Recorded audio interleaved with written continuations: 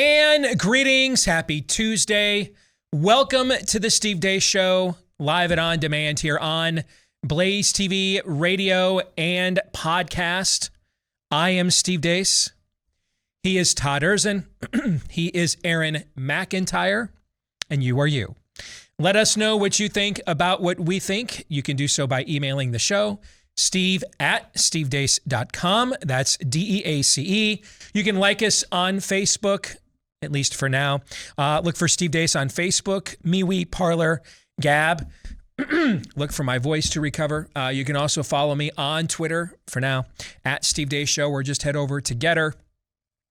I still don't have a Truth Social account yet. Seriously? I still don't. And is Trump even posted on that site yet? Do you guys know? Let me look him up real quick, because I do. I do have an account. Okay, I still don't. Not to brag. I still don't, but weird flex, bro, but I respect it. Real right? Donald Trump. He has, actually. Yeah, how often is he posting over there? I almost said tweeted. How often is he posting? He truthed a month ago. You want to read? You want me to read this?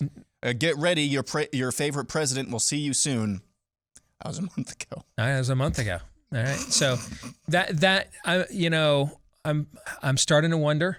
You know, I had been pretty bullish on this. Yes. After I did the beta about 3, 4, 5, 6 months ago, but the launch of this thing, it can't be for a lack of resources. You know what I'm saying here? This isn't a startup.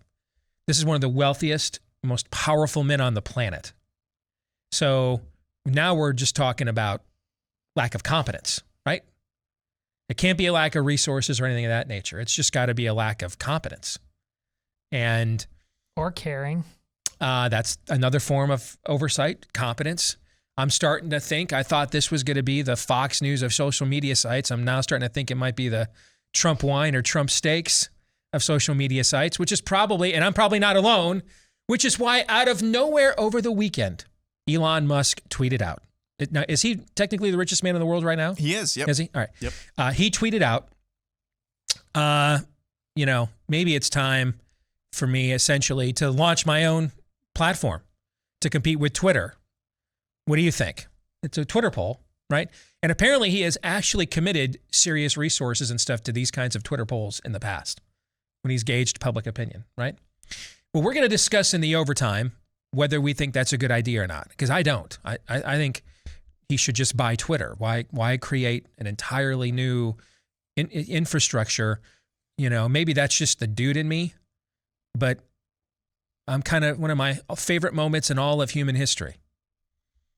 I think it was Cyrus who sent the cable. Well, they didn't have cable back then. Sent the messenger to Alexander the Great. I think he was the head of the Medo-Persian Empire at the time, and sent a messenger to Alexander the Great and said, "Hey, we are the two most powerful men in the world. We don't have to fight.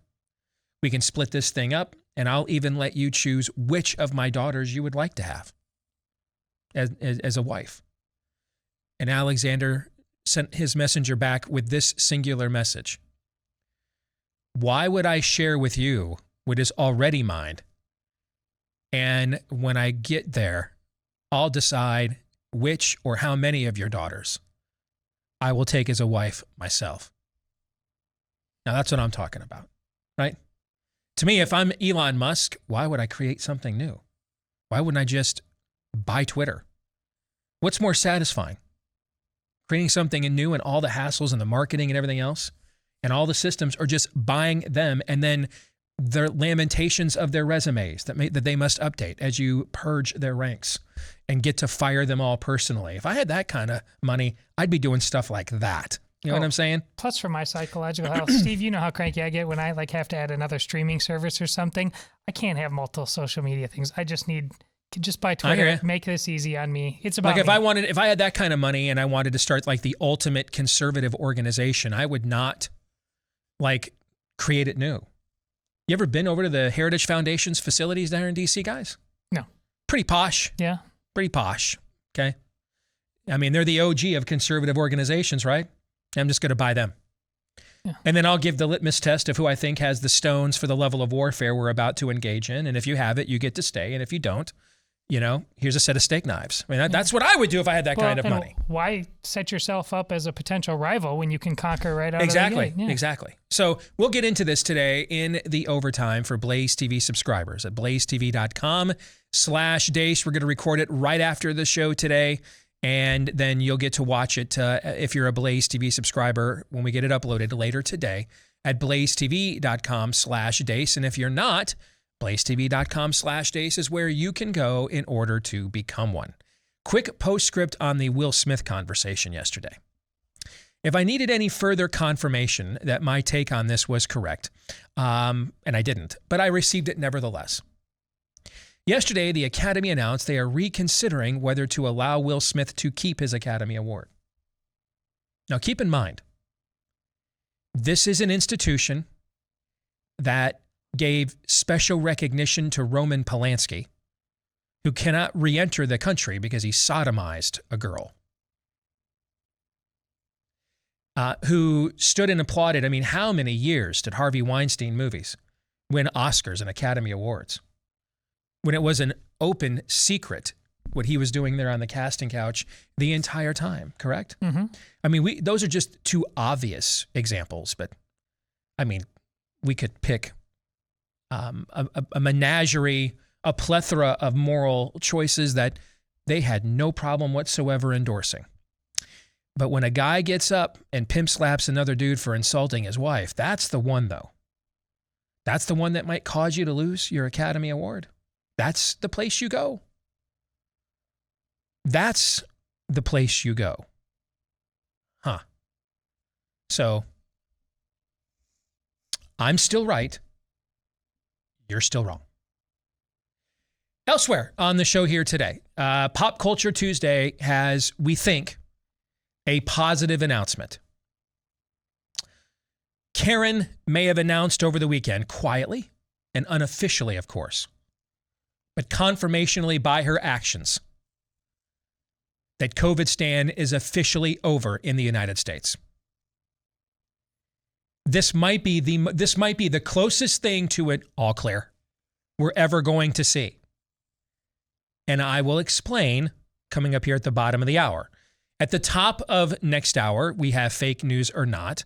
And then our good friend Josh Hammer, who is the op-ed page editor over at Newsweek and also clerked on the U.S. Circuit Court of Appeals. He'll join us about Judge Jackson, the Supreme Court confirmation hearings, and why didn't we let the Wolves have Brett Kavanaugh when we had the choice, right? We'll get to all those things and more coming up here later today. But first, we begin, as always, with Aaron's rundown of what happened while we were away. What happened while we were away, brought to you by Good News. The bill in Florida that would ban teachers from discussing gender ideology with grade schoolers was signed into law yesterday by Governor Ron DeSantis, who apparently is unfazed by the cacophony of narrative spinning from big business, corporate media, and left-wing politicians. But we repeat ourselves. We will continue to recognize that in the state of Florida, parents have a fundamental role in the education, healthcare, and well-being of their children. We will not move from that. I don't care what corporate media outlets say. I don't care what Hollywood says. I don't care what big corporations say. Here I stand. I'm not backing down. DeSantis also responded to the last gasp of Hollywood during the Oscars to oppose the anti-grooming bill. You know, the one thing I'll say about that is if the people who held up degenerates like Harvey Weinstein up as exemplars and as heroes and as all that, if those are the types of people that are opposing us on parents' rights, I wear that like a badge of honor. The Walt Disney Corporation immediately came out with a statement dissing the bill and vowing to fight it to the death, either in the courts or through the legislature again. Oregon Governor Kate Brown also came out as pro-groomer. Hi there, Governor Kate Brown here. In Oregon, we say gay. Meanwhile, in D.C., during a rare Q&A session between Joe Biden and reporters, one photographer caught a glimpse of Biden's prepared notes for the Q&A session titled Tough Putin Q&A Talking Points. One of the answers he was supposed to read was responding to the question of regime change that he called for last weekend. All he had to do was read the answer. Here's how that went down. Are you worried that other leaders in the world are going to start to doubt that America is back if some of these big things that you say on the world stage keep getting walked back? What's getting walked back? It made it sound like, just in the last couple days, it sounded like you told U.S. troops they were going to Ukraine. It sounded like you said it was possible the U.S. would use a chemical weapon, and it sounded like you were calling for regime change in Russia, and we know... None of the three occurred. None of the three occurred? None of the three. In other news, Real Clear Politics is reporting on some new peer-reviewed research purporting to show as many as 368,000 quote-unquote excess votes for Joe Biden in the 2020 election in 6 swing states: Arizona, Georgia, Michigan, Nevada, Pennsylvania, and Wisconsin. Biden only carried those states by a total of 313,000 votes. The new research is set to be published at the journal Public Choice. Here's celebrity Kathy Griffin, who tweeted a photo of herself with a bandage on her arm. 4th booster expletive. Oh, and CVS gave us 8 free COVID tests for getting boosted. And now this. Brad Wilcox of the University of Virginia is a noted researcher, professor of sociology, and the director of the National Marriage Project. According to new research he worked on and wrote about at Deseret News, women who stated they were the most happy were also those who self-identified as very feminine. Those same females also self-reported themselves as being strong and likely to take charge. They were also the ones most likely to marry and say they have fulfilling marriages.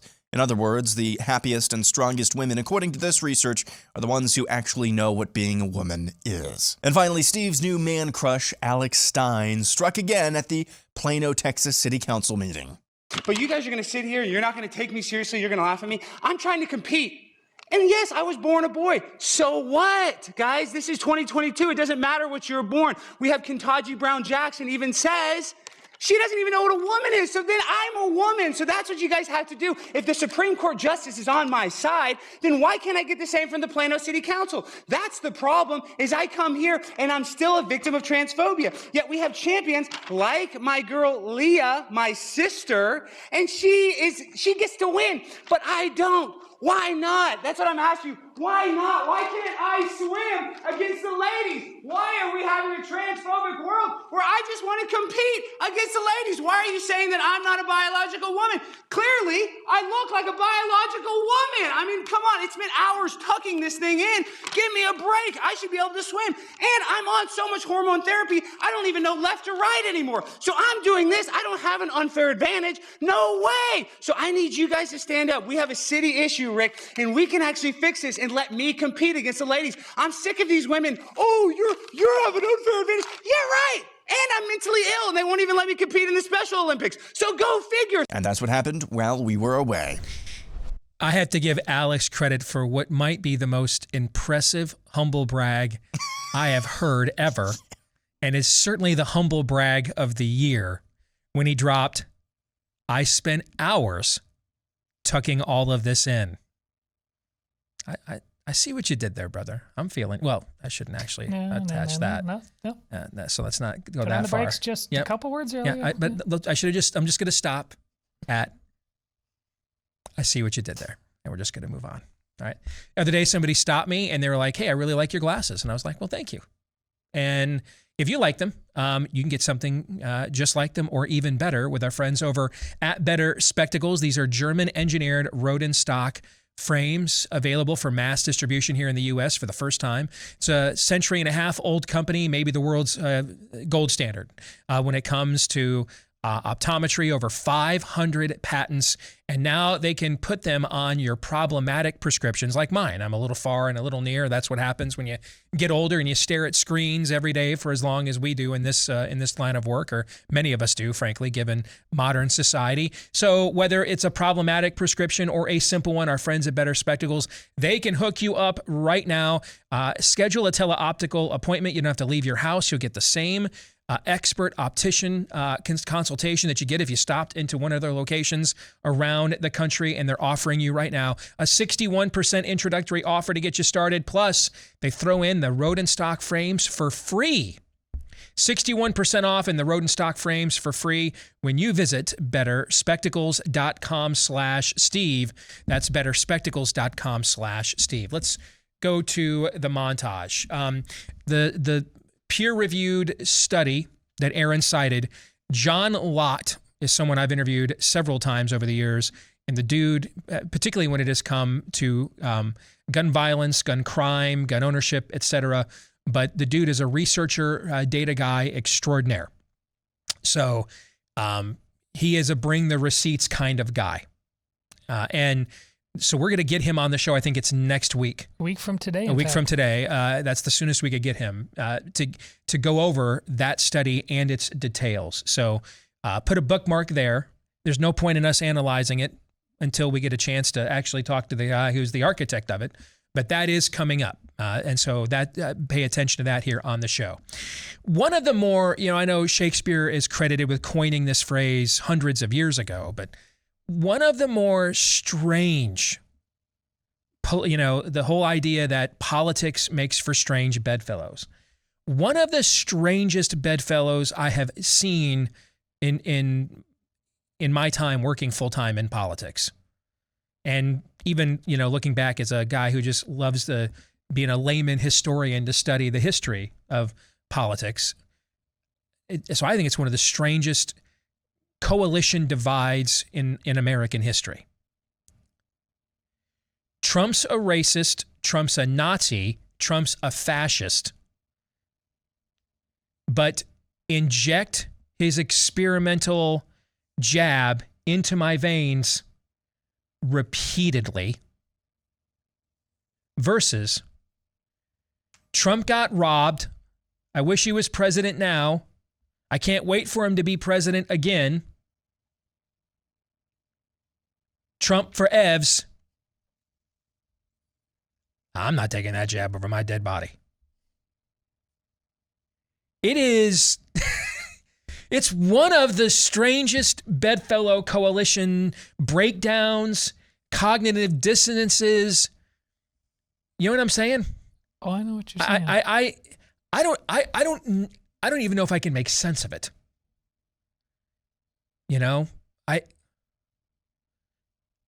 I can totally get Trump got robbed. He did. They stole the election. I wish he was president still. Well, I think all three of us would rather have him making decisions right now over whatever, whoever's actually making decisions over there at 1600 Pennsylvania Avenue right now, correct? Yes. Right. And I needed to see more data to get there. I'm convinced they're poison. I don't think anybody under the age of 80, which is the human, average American lifespan at this point, or someone who is like boy in the bubble level immunocompromised should be getting any of these injections. And certainly not another round of them like ever. I went from this time last year telling my mom, who's severely immunocompromised, I think you should give it a shot, to, I'm telling everybody I know right now. Based on all the data I have, including data that I'd get banned for sharing with you, no. I don't think anybody should take them. But then I want the guy who made the decision to put that vehicle into motion and has been shown no remorse about it, and in fact has been a big pharma salesman. I can't wait for him to be back in there again. That cognitive dissonance I don't understand. I don't understand that. And I really don't understand this guy's terrible, Hitler, literally Hitler, in fact. But I'm so glad that his concoction will be repeatedly injected into my veins. And if anything were to happen, there's no accountability whatsoever against the corporations that I claim to hate because I'm a Democrat. But I really don't. I'll just do whatever they tell me to do. Like, at least on the other side, I understand like 3/4 of that intellectual equation. I don't understand the final fourth, which is I can't wait until the guy that came up with what he thinks is the crowning achievement of his presidency is poison. I can't wait for him to make decisions like that again. That's the part I don't understand, right? I don't understand any of the parts of the other one. Like none of them compute to me. Can you make sense of this at all? Because none of it makes any sense to me at all. No, but this is the culture of the magical power of vaccines. That's the only explanation is your tagline where that's concerned that I could think of. Yeah, because you need a totally different set of eyes to see and ears. It's not. In other words, people just lose their damn minds once there's a group of people that just lose their damn minds once the word gets confirmed in the ether, is what you're saying. Yes. And critical thinking just gets abandoned. Yes. Okay. I kind of doubted that going into this, but I don't doubt it anymore. I mean, you've won me over on that. This is me repaying you for total depravity. Okay. But it's not even my word. I completely agree with you on this now because I witnessed it. You more than that, you lived it. That's the thing. What you had no choice. Everybody was thrust in to the entire world that I, for whatever reasons I did, chose to engage a while ago. And everybody has been given, honestly, on this particular issue, it's been bruising, but we've been given a gift on this issue because it goes way beyond the COVID vaccine. As Steve, I know you know because of things we have going on the side, what many people are saying about this, big pharma in general, how it does its business, its bottom line has nothing to do with your well-being. No, that's pretty obvious. The behavior of the president over the weekend, it's not even disgraceful because you're not talking about a competent human. You're not talking about somebody in their right mind. It's dangerous, really. I mean, we had to get rid of mean tweets so we could put in there a guy who, on multiple occasions over this past weekend, off his meds, had to be walked back by his own nursing staff because he was literally provoking World War III. I mean,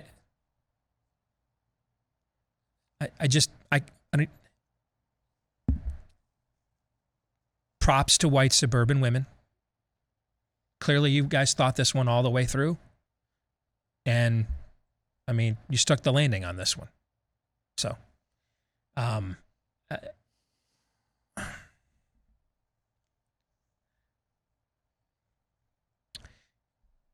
it's not gaslighting, I don't think, really.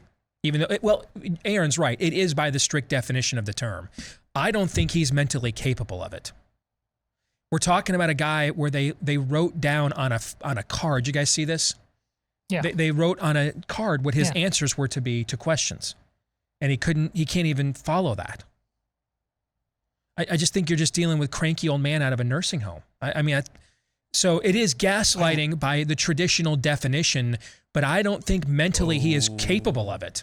Oh, it's not gaslighting. He really believes that none of those three things happened. That's what I mean. And he doesn't. I don't think he even knows he was in Poland. I completely agree with that. I wholeheartedly agree. I completely agree. So I don't think it's fair to call it gaslighting. Yeah, it is as a standalone process. Sure. But with him as the author, I just think it's just dangerous. There's somebody you wouldn't issue a driver's license to, speaking on behalf of a nation of 330 million people. That's a problem, isn't it? It's a huge problem, but you got rid of the mean tweets, so I guess the trade-off is okay. We're just going to make everybody mad here. But the dementia is just the ancillary issue on all of this. Before that is the Joe Biden and clearly his wife and everybody else, and this is not even unique to Democrats. It's the people who enter this world and ultimately will say and do and be anything. And once you've already arrived there and you add dementia on top of that, you're the perfect weapon for somebody else to use. That's even more dangerous. Yes. Yeah, and sobering. The old magic, we cannot run away from it no matter how enlightened we pretend to be. The laws of nature and nature's God remain fully in effect no matter what latest craven whim we have conjured down here on this fallen world. And when we break that natural law, it ends up breaking us. That's essentially what this study from Bradley Wilcox's foundation confirms, is that women who are the most comfortable and confident being actual women are the happiest at the exact same time. And the most prosperous and the most fulfilled, and on and on and on and on it goes. And I think the important thing is also feel the strongest. See, that's what people confuse definitely about feminism and about this trans stuff, about how this is empowering. Trust me, those people feel so weak all the time, and then they lash out as it's a faux version of strength. There's no authentic feeling of strength. But you don't understand that if you get rid of the biblical complementarianism. Exactly. If you don't understand that even more than sexual gratification, the deepest need your husband has is your respect. That you respect him to give him approval for the decisions he makes, the actions he takes, the stances that he takes. That is the deepest need, even deeper than sexual gratification, is respect. That's why it's a biblical commandment. And when a husband feels as if his wife respects him that way, she, first of all, wields enormous power in determining whether to grant that respect. And then the amount of power and influence she wields once that respect is confirmed, he won't make any major decisions without your counsel because he deeply desires your approval more than anyone else's here on earth. But we've lost these notions. Yes. We got rid of them, for a Betty Friedan book and to help Oprah build an empire on what was best for women while forsaking the two most primary natural roles for a woman on earth, wife and mom. Did I say exclusive or only? No. No, but did I say primary? Yes. Yeah, they are that. They're not exclusive, they're not only, but they are the primary roles for a woman on earth. And she excluded herself from those things by choice and yet became the symbol of American womanhood for a generation. And here we are, with women seemingly unhappier than they've ever been. And now men are about to replace you as women. Notice it never goes the other way. No.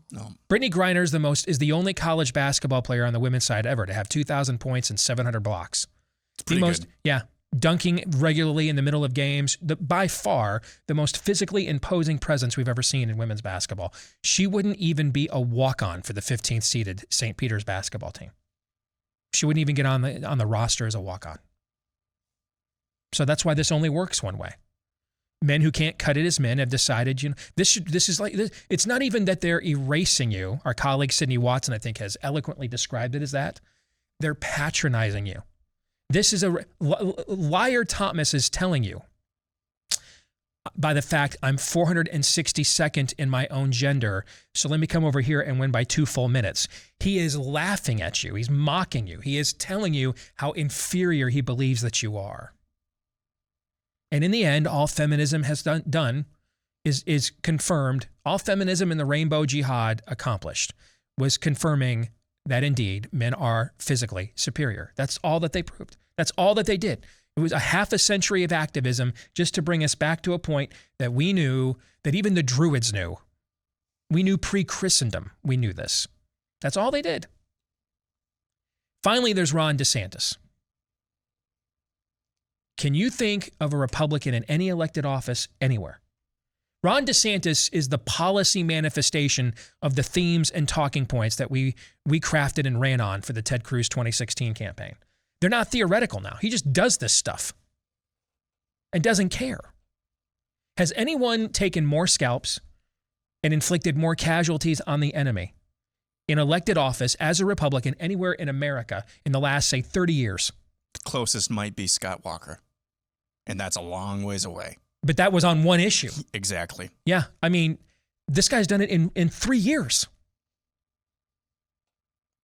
Can you think of anything? And I can't think of anybody else that has done what this guy has done.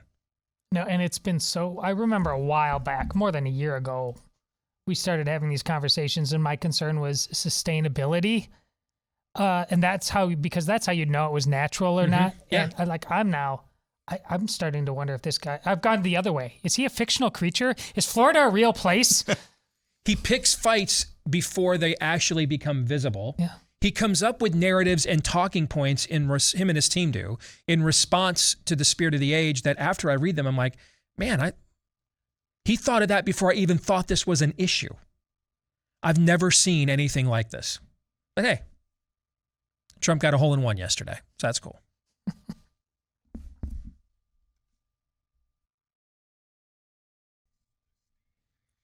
We were just talking about Governor DeSantis standing up for parental rights in Florida, Our friends at Alliance Defending Freedom, they have been standing up for parental rights as well for many years in the judicial arena. And of course, as you continue to see the TikTok videos of teachers anxious to groom your children, demonically anxious to groom your children and more, it never has been more needed than now to push back and stand for those parental rights. If you want to help Alliance Defending Freedom to do that, keep in mind they represent all of their clients pro bono, which means that they get by on tax-deductible donations from people like us. I've donated to Alliance Defending Freedom, and if you are interested in this fight, I'd urge you to do the exact same thing. Go to ADF for Alliance Defending Freedom, adflegal.org/Steve. Make your tax-deductible donation today. They take these cases all the way to the U.S. Supreme Court. adflegal.org/Steve. Again, adflegal.org/Steve. So I think I said all of the last 2 years we would never get an all clear. They'd never officially come out and tell us that we would have to force it on them with our anger, disdain for these policies, our increasing unwillingness to comply with them, that they would just kind of begin to, they would piecemeal the Homer Simpson gif, retreat into the bushes, right? Yeah. Well, that all proved to be true. It's just they didn't really piecemeal this. They kind of just did most of it all at one time, except for if you go on an airplane still. But pretty much everywhere else, these things, it's like we exist now in a pre-COVID Earth. Fair? At least pre-COVID America, I should say. So as we get to Pop Culture Tuesday, and this is when we look at the intersection each week between pop culture and conservatism, we may have gotten the closest we're ever going to get to an all clear. Now, the words were never said, and it's subtle, but I think it is quite telling. So I've got a movie coming out, likely later this year, right? The Nefarious Plot film. So I've been following theatrical trends. We're figuring out how are we going to release the film. We've had major movie studios come to us and with an offer to partner in distributing the film. Do we want to go to streaming? What are customer habits? And we didn't make this decision last year as we were filming the movie because a lot of this was still up in the open. And the number one theater chain in America, AMC, looked like it was on the verge of insolvency, which could change the entire industry. We just decided to put off all the distribution questions for now because of the uncertainty in the industry and just make the best movie that we can. But now that we're getting to the tail end of the making of the movie process, we're having these conversations. And you know me as a data guy, I'm looking at trends and numbers and those sorts of things.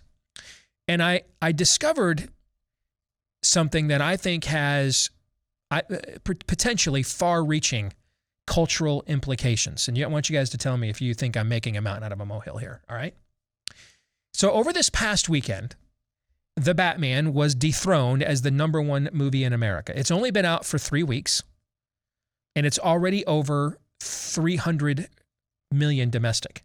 Now, pre-COVID, for a blockbuster film like this, that would have been, it's impressive, but kind of par for the course. There'd be like a half dozen movies that were certified blockbusters in a pre-COVID year that would have had this kind of an earnings pace. Fair? Okay. But for a movie to have this kind of an earnings pace in a post-COVID world, and in a movie that's released during what is still cold and flu season in much of the country, that's an impressive haul. It's also 3 hours long, and it doesn't have an A-list star. Now, I suspect Robert Pattinson's about to become one, but he would not have been considered an A-list star probably prior to this. Is that fair? Yeah. Okay. Well, it was dethroned this past weekend as the number one movie in America. And to me, it's the movie that dethroned it that I think sends a message.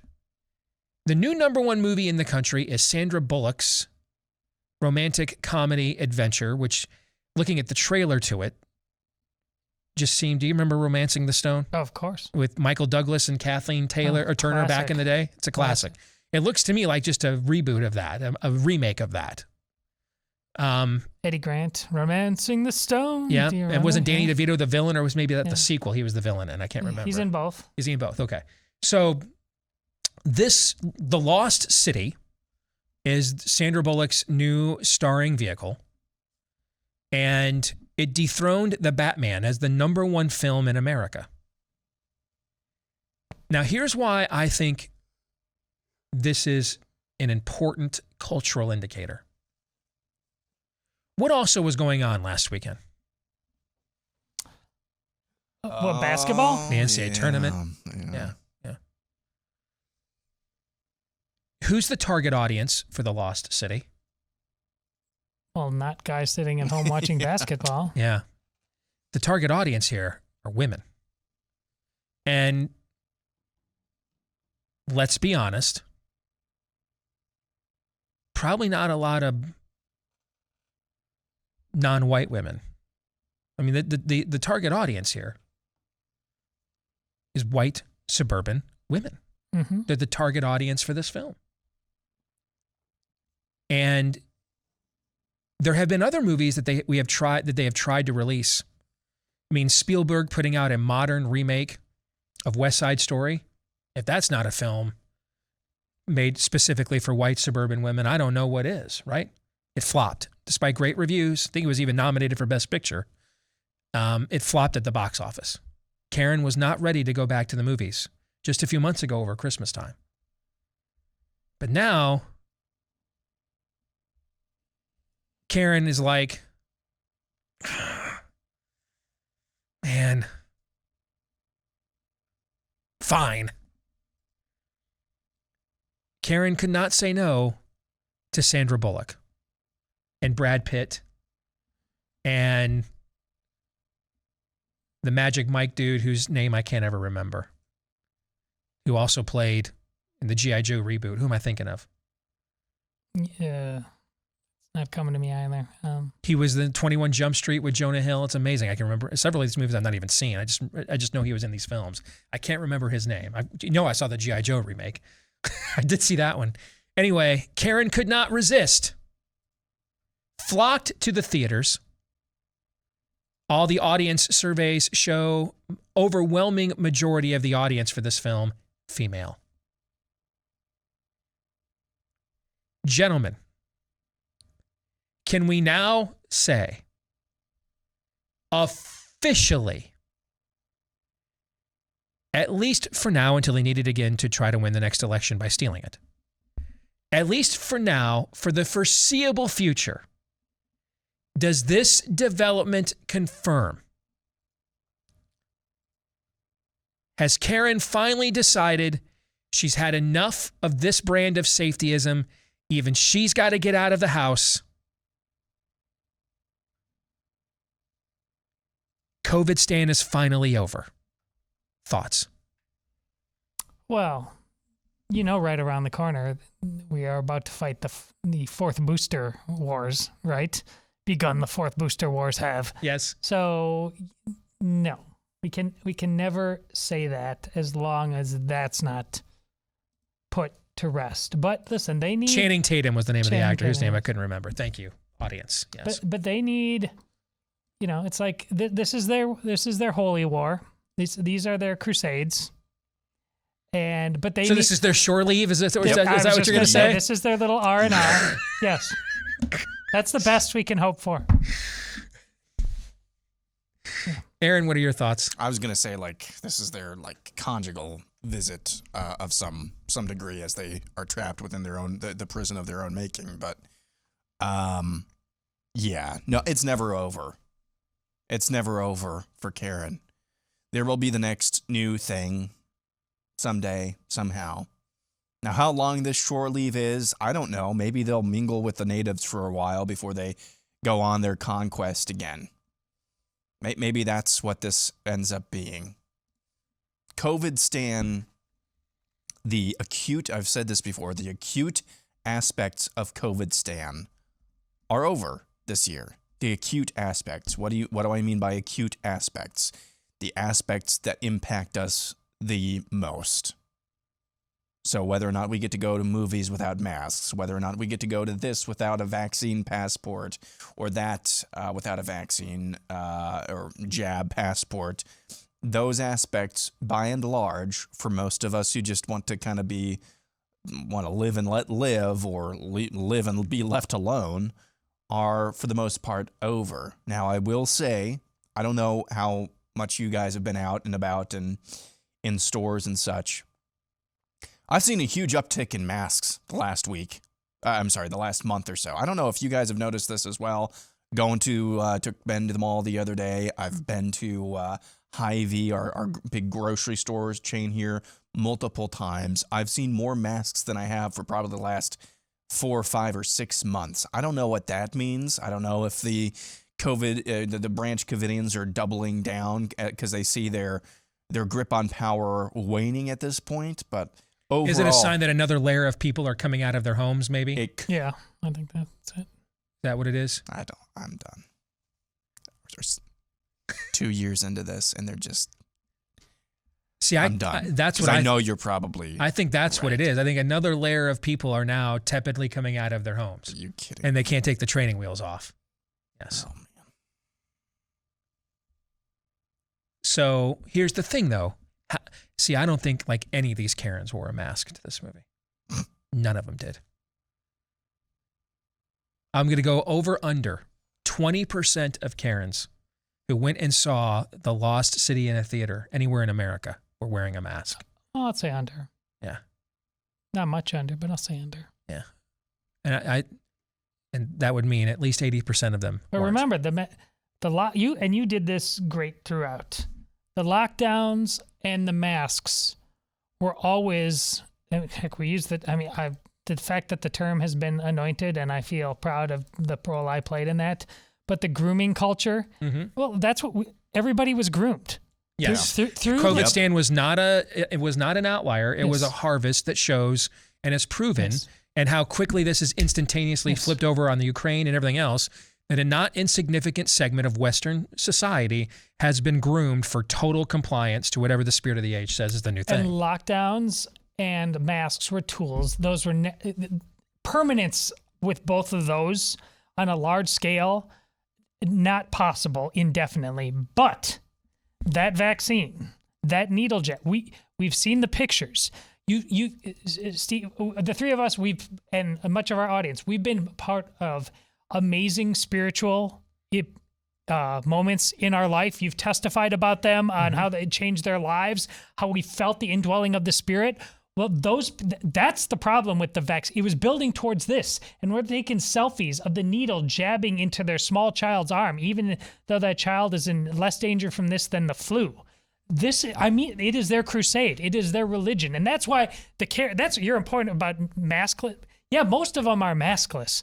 Oh, but they were wearing a mask of sorts, and they're never ever going to take it off, and it has to do with they're never going to put down the vaccine crusade ever.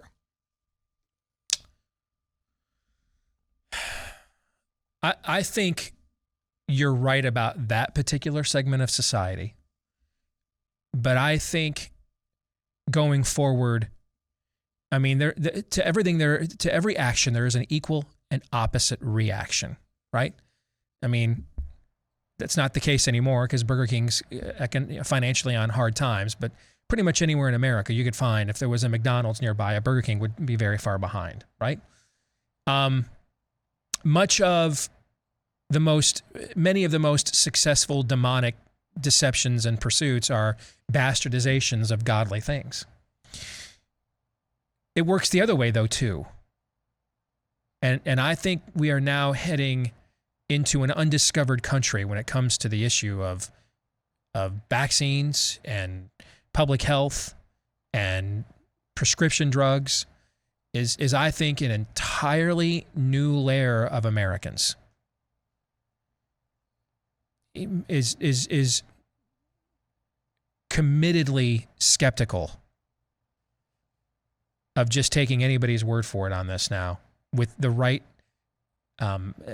title, the right quote unquote expertise off the basis of the last 24 months. Healthcare professionals are being forced to and will be into the foreseeable future to answer questions that they probably haven't even had to contemplate answers to in the past because it was just presumed that this would be accepted hand to mouth. You agree with that? No, well, From your lips to God's ears, I hope so. I mean, we're going to see the data when it breaks down first booster to second and third.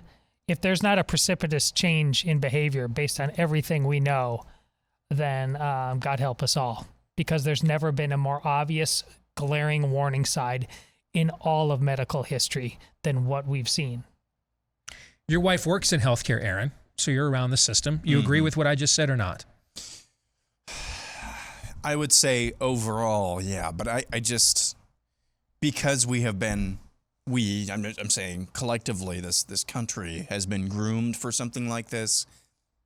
You know, I think the birth pangs might just get closer and closer together. Now, we may be in a long pause from whatever the next iteration of the current thing is, as the meme goes.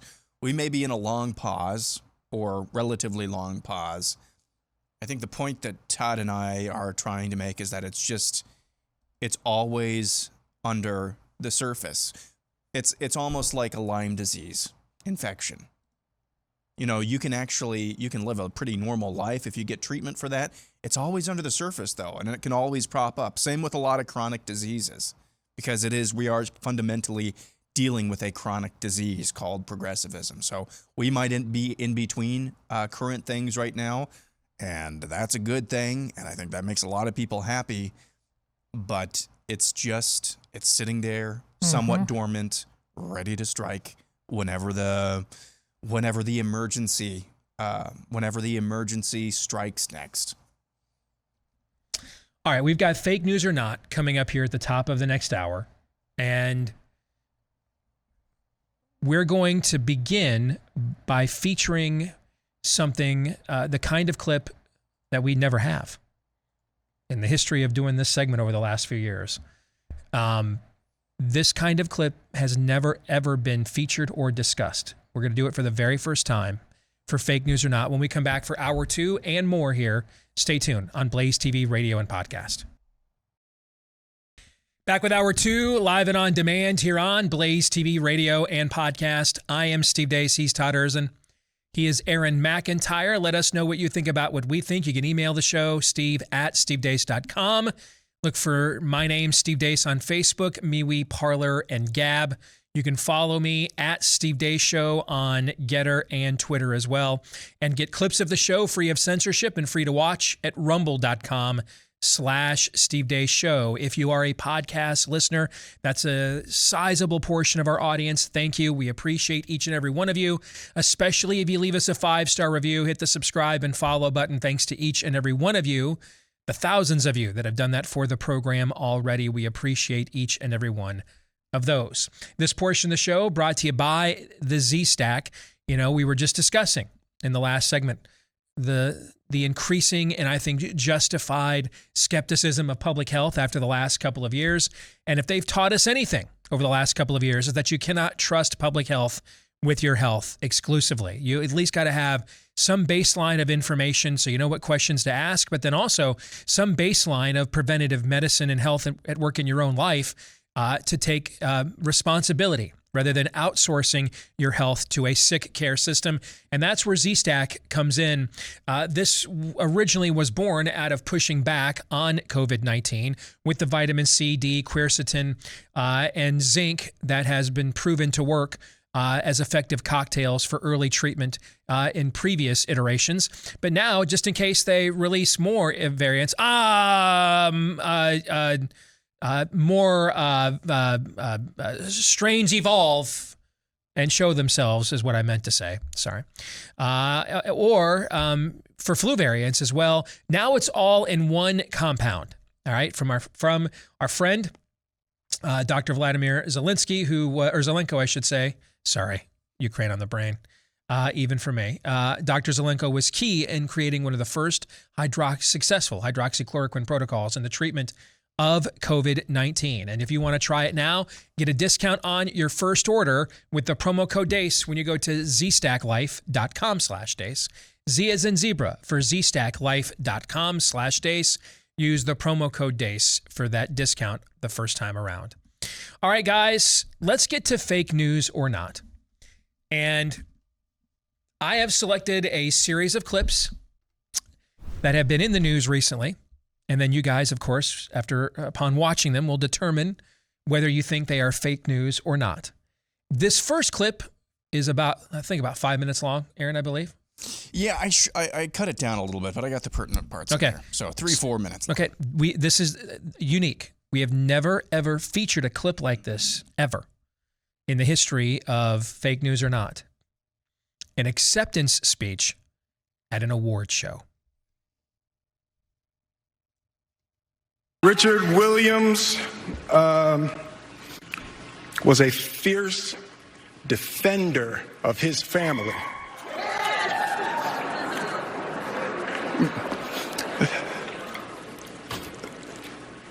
In this time in my life, in this moment, I am overwhelmed by what God is calling on me to do and be in this world.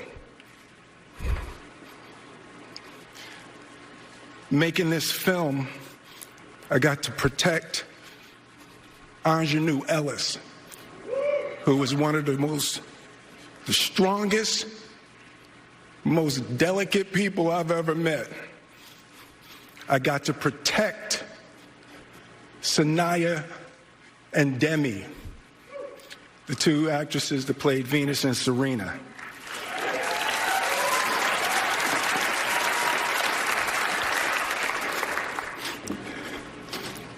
I'm being called on in my life to love people and to protect people and to be a river to my people.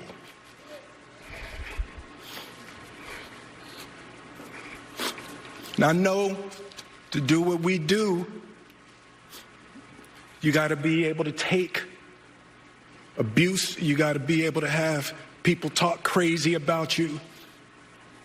In this business, you got to be able to have people disrespecting you. And you got to smile and you got to pretend like that's okay.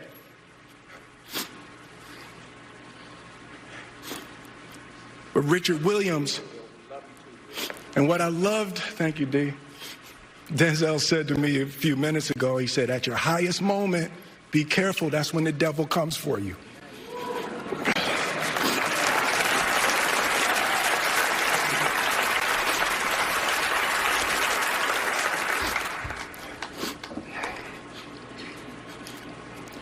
It's like,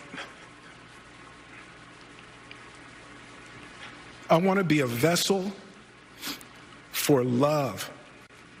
I want to say thank you to Venus and Serena. I just spit. I hope they didn't see that on TV. I want to say thank you to Venus and Serena and the entire Williams family for entrusting me with your story. That's what I want to do. I want to be an ambassador of that kind of love and care and concern. I want to apologize to the Academy. I want to apologize to all my fellow nominees.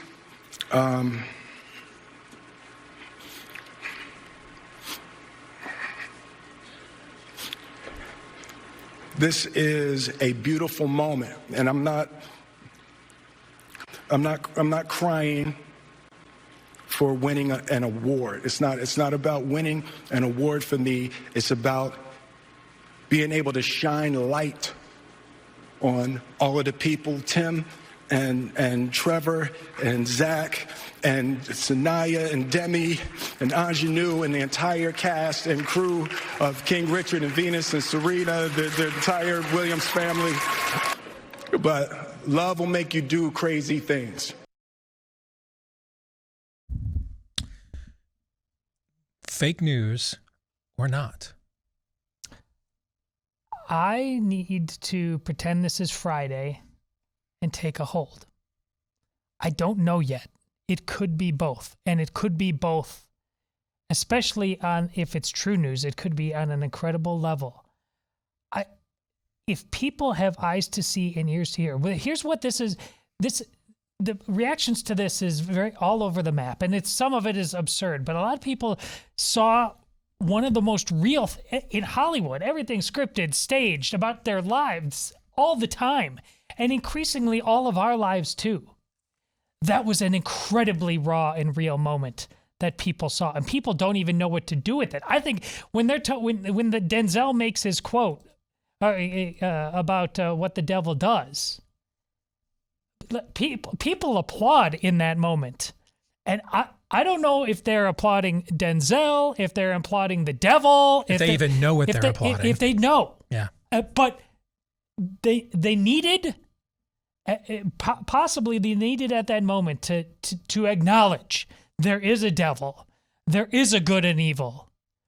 And I'm leaning hard right now in this moment, not fully understanding, on choosing good and giving this guy the benefit of the doubt. He is such a deeply, deeply wounded and broke. My wife and I had a great conversation about this today. On the one hand, you have, if his life is what people say it is for at least the last 4 years, where his wife may be holding him hostage in some way, shape, or form, and he's saying love makes you do crazy things, notions of love, and I am protecting your family.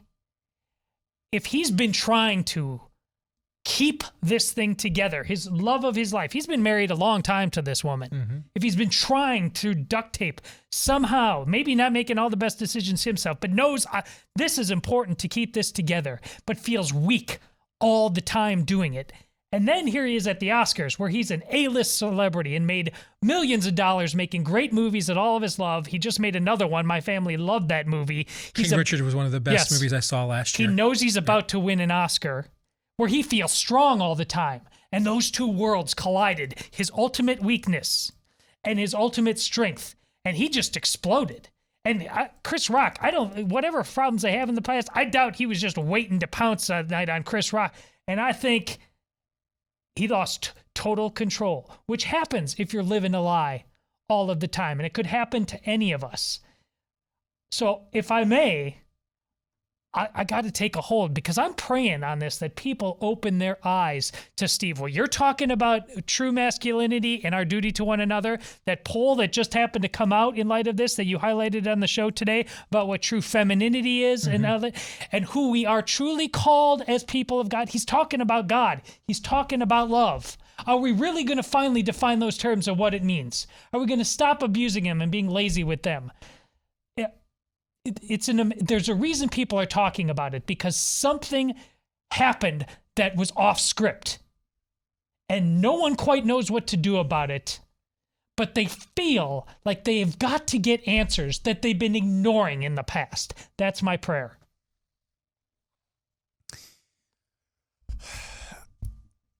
Excuse me.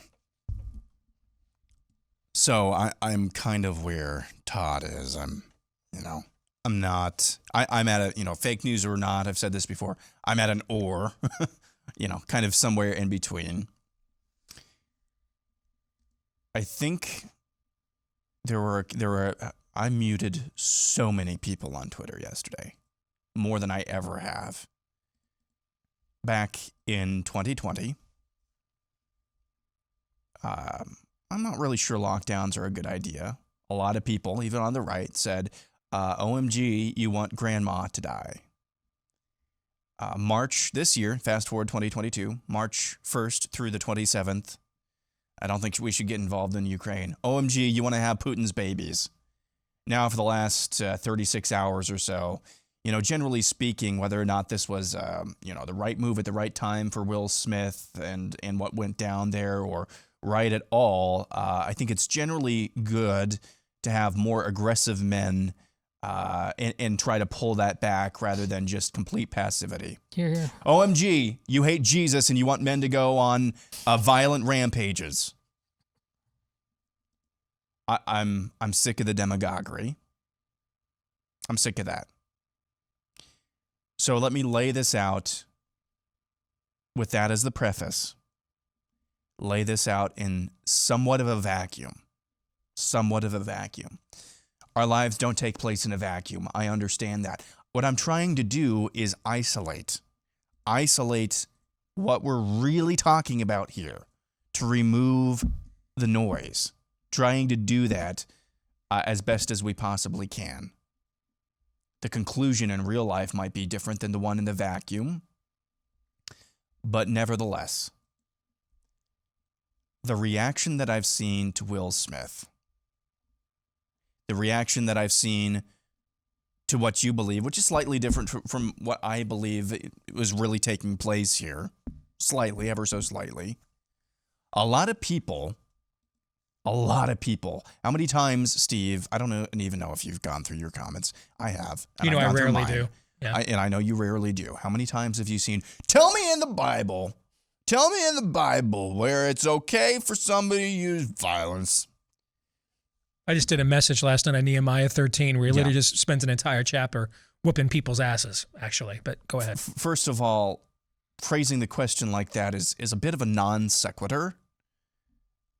Secondly, those very same people I've noticed are the ones who are the quickest to point out Will Smith's flaws. And they may be flaws, and they may be huge, and they may be, it may be some degree of hypocritical here. But I'm wondering, we've all seen in our own lives, none of us here live in Hollywood, obviously.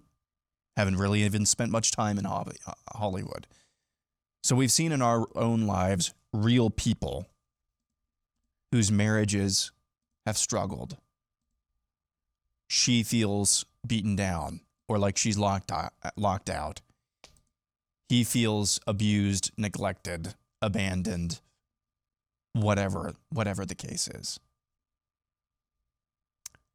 What would our reaction be if that same couple from Podunk, USA, from out in the suburbs, USA, what would our reaction be then if in a moment like that, some dude goes up and calls your wife a whore to your face, and that same couple that's struggling with their marriage, the dude lashes out,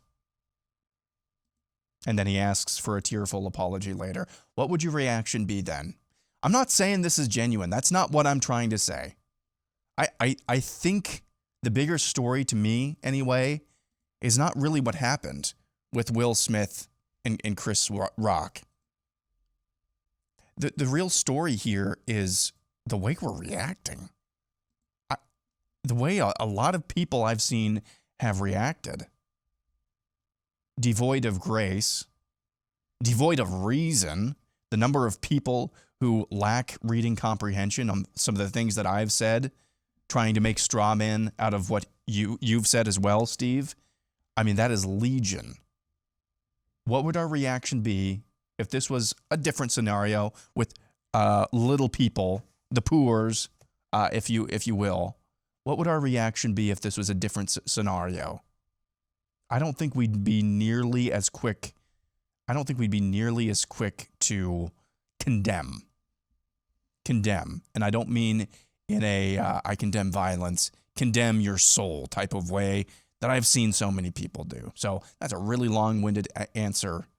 But to me, the story is no longer about Will Smith and Chris Rock. It's about the reaction to them. And it's sad. So we have other clips. I'm just going to warn you now, we're not getting into them because I have a few things I want to say about this in light of what you two have said. I had no idea what you guys were going to say. We did not discuss this ahead of time, and that was on purpose. Which is usually how we do everything. Yeah, because I like visceral reactions. And I was already thinking this way, watching it myself, but then after hearing what you two had to say, I feel like there's something I need to say to all of you within the sound of my voice right now. And I want you to know I'm going to say this to you because I love you and I love our Creator.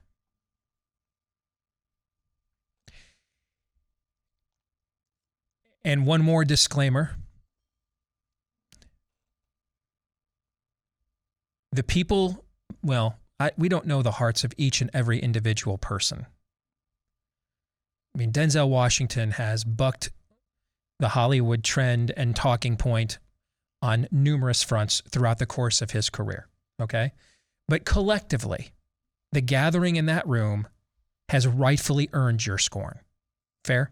Yeah. Oh, yeah. We can't condemn each and every individual person there, but collectively as an entity, the gathering in that room has rightfully earned your scorn. In fact, they have sought it out. I don't want to hide from that. They haven't just done so passively. They have actively sought to scorn you. They've solicited it. So I don't want whatsoever to make it sound as if I don't understand that, I don't recognize it. I've been living this in my own life for the last going on 2 years making this movie. We even made the determination. It wasn't just what I said last hour about the uncertainty in the theatrical industry about why we did not decide to sign with a major studio for distribution. But there was another factor, and that other factor was if we did so now, they would try to step in and tell us, well, water that down, put this person in the film. And we thought, hey, once we've got the movie made, it is what it is, and they can't touch it. I mean, I've been living this in a very first-person sense. Guys who've won Academy Awards, we discussed playing nefarious with, okay? I mean, I have lived this in a very real sense. And then he came back and asked us, his people did, to water the script down, okay? So I get it. I get it as one of you, politically, culturally, I get it. I get it professionally because my company's invested millions of dollars of its capital into the making of this film and its production from the ground floor up. So I've seen it at a level beyond just what we see from the outside and with headlines. I've seen it up close. I get it. All of it is deserved. All of it is deserved. You can probably sense though a butt is coming, right? Probably the biggest butt of all time. Probably the biggest butt of all time. But I am concerned at how quickly many of us saw that and rooted against it being real. And by us, you mean, I think, specifically Christians, don't you? Yeah. That's the biggest butt of all time. We're called to a different purpose. Yeah, I'm concerned about that. It is one thing to be wise as a serpent. It is another thing to have a hardened heart. We aren't permitted to have our hearts hardened. We are not without sin. Jesus says the standard to even look on a woman is like committing lust of the heart. And it's out of the heart the mouth speaks. It's what's on the inside of the cup that taints you, not on what's on the outside. Which means essentially, unless you're blind or a special form of pious, you have at some point with your eyes and with your desires betrayed your marriage. Because you're human. God knew all the times in advance of you getting married that you would be disappointing as a wife and a husband. And let's not make it look like this is a rare feat even within the church. My wife's therapy clinic doesn't, they've got 70 people, I think she said, on staff. They don't have,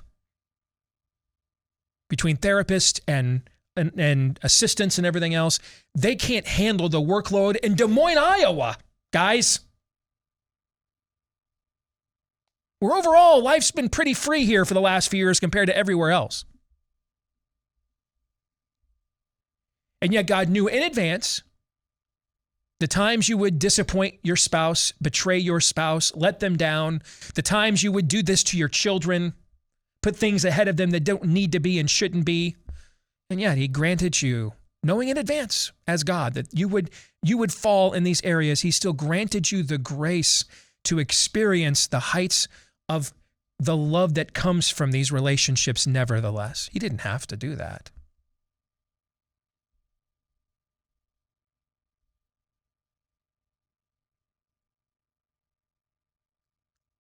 We cannot, guys,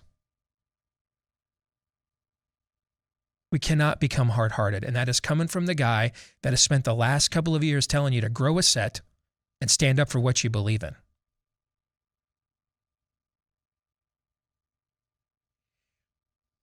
One of the things I said at the talk I gave on Nehemiah 13 to this church in Michigan last night is the confrontation, the violence, the outrage, the anger, all of the things Nehemiah displays in this final chapter are all motivated, though, by a love and zealotry for God. It's not he's throwing a tantrum. It's not, I left you guys alone for 5 minutes here and look what happened. He is a fearful of, again, provoking the wrath of God. That's why they were kept put in captivity in the first place. They had done so. But then secondly, he also doesn't want to offend a God that gave them another chance that he didn't have to. Gave them grace and mercy that he didn't have to give, that they were not entitled to. I don't know if that thing's sincere or not. I don't know. I don't know Will Smith at all, other than what I've seen on TV and film. Here's what I know, though. That wasn't about him. Almost that entire talk was about how his desire to serve other people. How many times did he mention repeatedly the other members of the cast? It wasn't about him. Now, hey, man, when the guy named Saul, who was holding your tunic last week when they were trying to stone you to death, knocks on the door and says, hey, I'm one of you now, let me in. I'm not saying you instantly make him an elder and put him at the front of the line, okay? And they didn't. Peter and the rest of the apostles made him wait like 3 years before they gave him that level of preeminence. But you know what they also didn't do? Here, what did they also not do? What did they also not do? Your push cuck, him away, Paul. kill him, Yep, shun him. Yes, they didn't do that either. They didn't say God couldn't possibly be at work through such a creature. Why? Because Peter was an uneducated fisherman who denied his Lord 3 times. And yet he knew that God was still working through him. Thomas says, I won't believe unless I can put my hands through the scars themselves.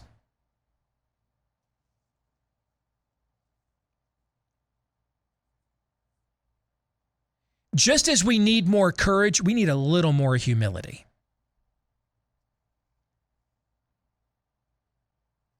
Any movement that roots against that being true, I'm not saying it's not true, but any movement that roots, or that it is, any movement though that roots for it to not be true, doesn't want it to be, won't give it the opening that it could be, I don't want any part of that.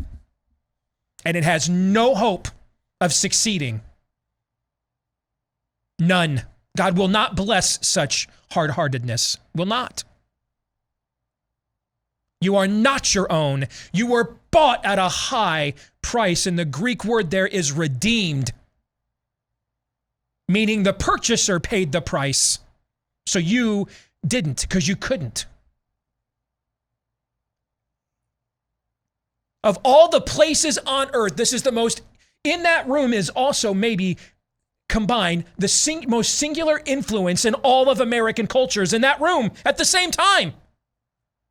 Is there another room in America that more needs to hear and receive that message? Could we assemble any room more needing of that message if we tried? No, we couldn't.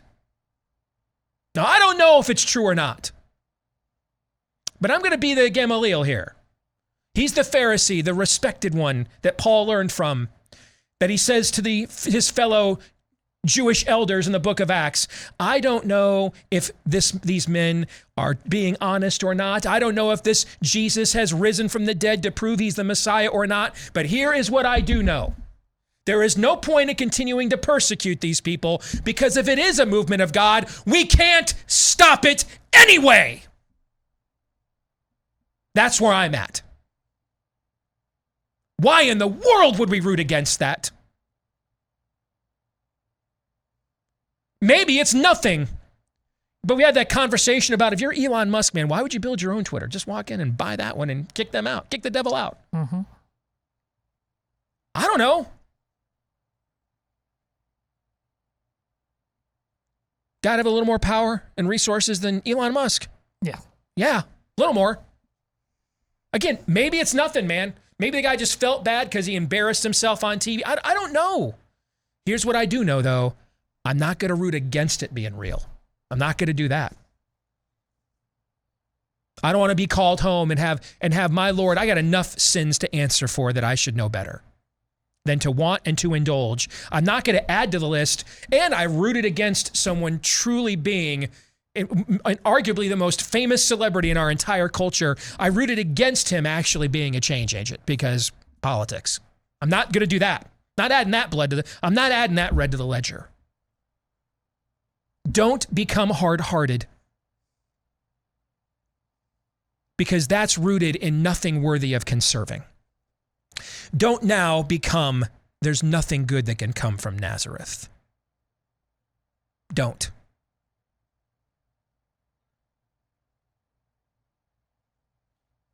And I will leave it there.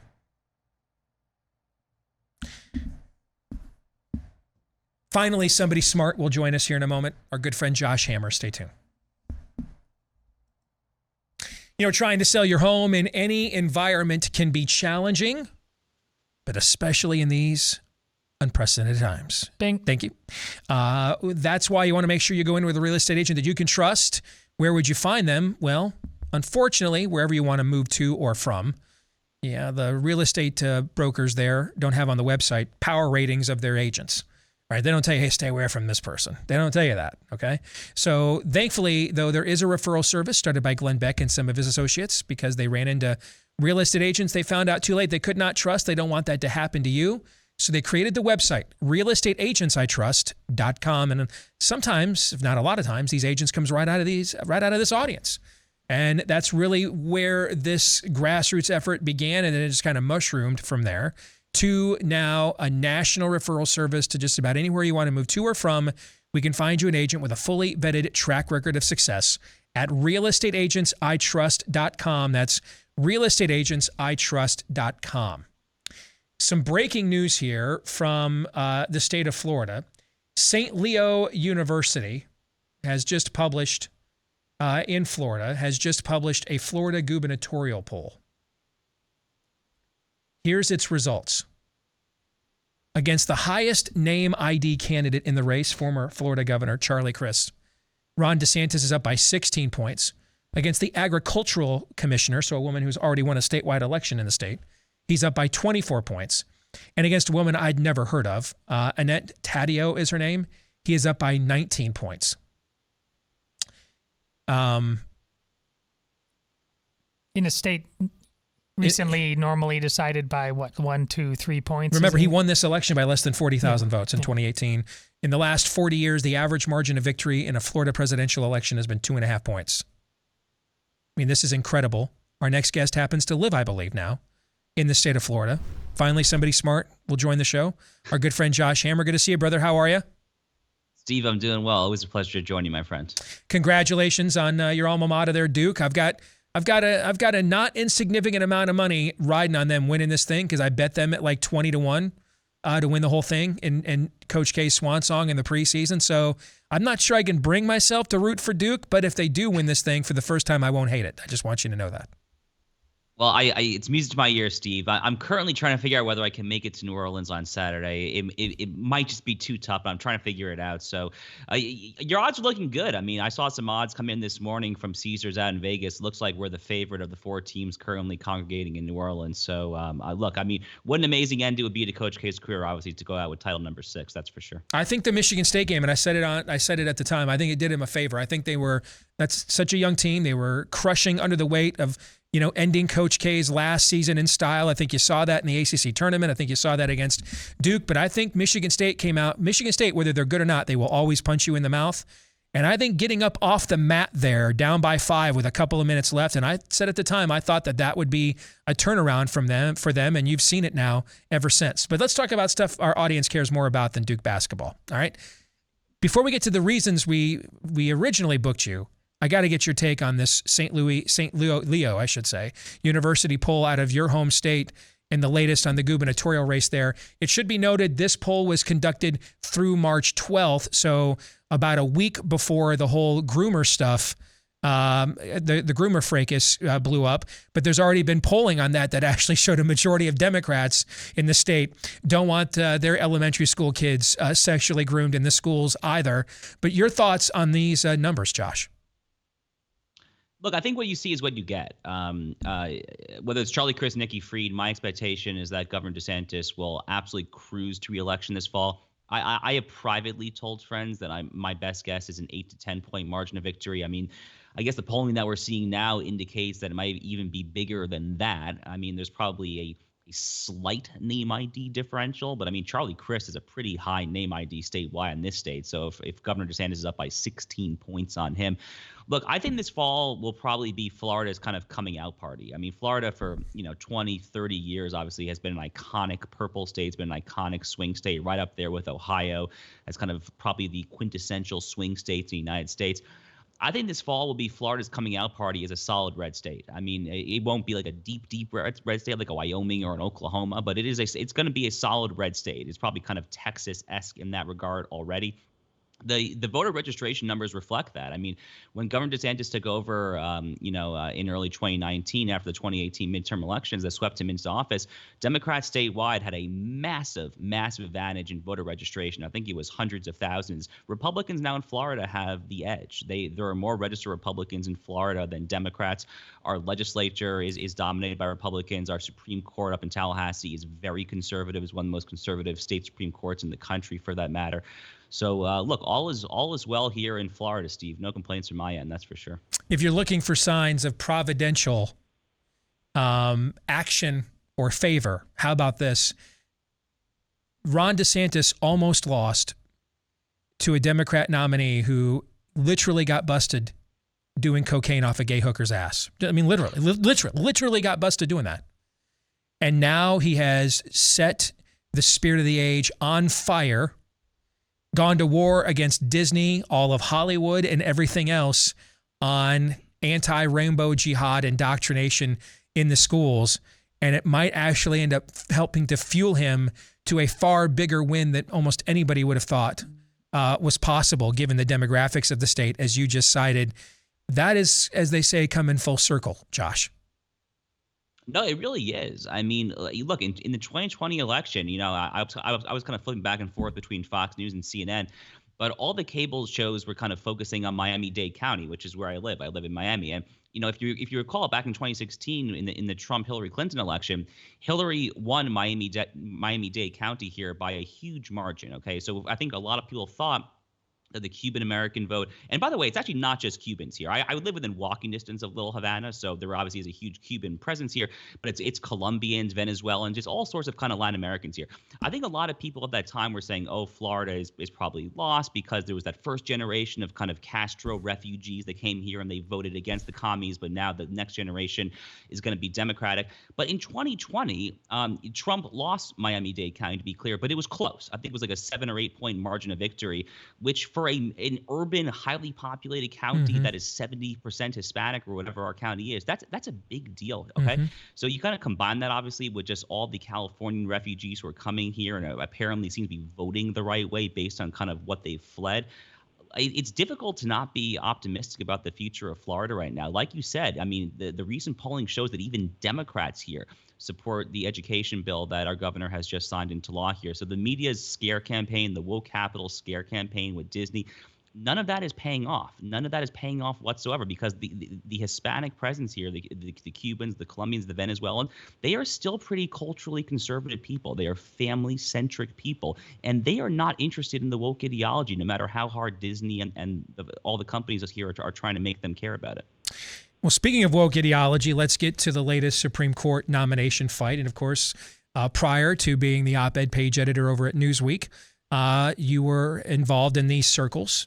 You clerked with, I think, on the Federal Court of Appeals, if I recall. So you've got a unique level of expertise here. But prior to Judge Jackson's hearings, what has commonly become and derisively become known as Con Inc. was out in full force, including somebody whose intellect I used to have a lot of respect for.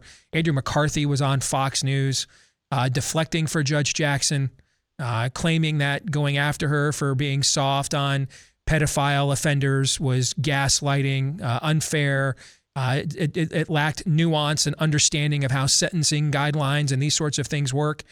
And lo and behold, a guy that I used to work for, so I know him pretty well. And I know also Ted Cruz does not do things on a lark, even when it would politically benefit him, to the frustration of his own staff. Trust me on this. He doesn't do things on a lark. If Ted Cruz cannot bring receipts, he won't go there, okay? Lo and behold, at her confirmation hearings, he brought the receipts on what the sentencing guideline. It was almost like he was responding directly to Andrew McCarthy and National Review and the way that he, and that crowd, and the way that he framed his takedown of her. And he brought charts and visual aids, some pretty appalling stuff, actually, I thought is what my former boss, Senator Cruz, uncovered. And what are your thoughts on that whole exchange? And really, again, why the eagerness to get out and deflect on behalf of a Biden judicial nominee?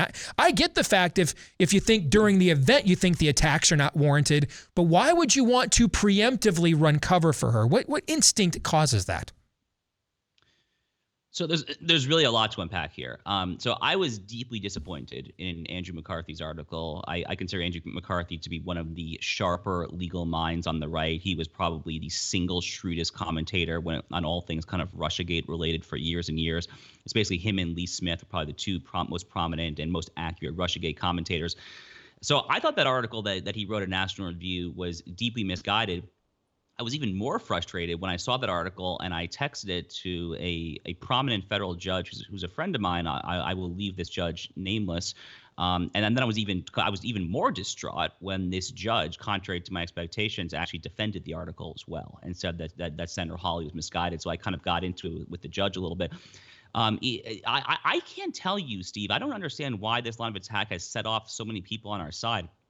I actually just recorded a podcast earlier today. It's the NatCon Squad podcast that I do every week. And one of my three fellow co-hosts on that, my good friend Rachel Bovard, who's a prolific writer, of course, she was saying that when she was defending this, when she was kind of defending what Senator Hawley and Senator Cruz were doing, that the pushback that she got from Con Inc., from National Review, from all the various organs there, was literally probably the most intense backlash she has probably gotten from the right of center for anything she has written. Wow. I don't know what to make of that. I don't know why that is the case here. I mean, like it's completely Is it just tell me it's because she's black and they're that afraid of being looked at as racist? Because as bad as that justification is, all the other ones that I could contemplate, Josh, are actually worse than that.